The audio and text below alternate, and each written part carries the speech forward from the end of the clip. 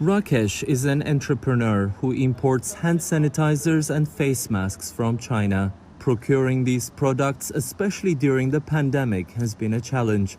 But the ongoing trade dispute between the US and China is making it even harder. The recent challenges with the logistics, that's one big reason why we decided to start our manufacturing. And the second issue is the ever-changing international trade climate, especially between the US and China. It is, uncertain every day, and just following the news makes us nervous sometimes. He has since launched his new factory in Southern California, hoping to shift more towards domestic production, but he'll continue to depend on the Chinese market. There are very few countries who actually produce the key raw material that goes into making a face mask. And of those, China is the only available source. All the other countries, they have set bans on export of the key material to make the face mask. Having imported this machine from China will now allow the company to start its own production of face masks here in the United States, but they will still be heavily relying on China because that's where the majority of the raw material comes from. And the latest tariffs imposed by the government is only ramping up their costs. It has made it harder, it has made it more expensive. And in most cases, we take the burn, and in some cases, we have to pass it on to the consumer. It's just the reality right now.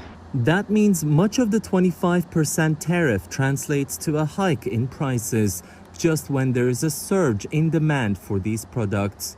The main demand currently we see is from most of the states and the emergency authorities or the healthcare facilities trying to prepare for a possible second wave. And experts say the demand for masks may increase further in the near future. As the country opens up, and say universities in particular open up, we have to welcome back thousands of students. We can only open with a lot of personal protection, masks and cleaning supplies. The demand is enormous. Health experts warn that the lack of adequate access to protective equipment could have a wider impact. People cannot have access to the PPEs, right?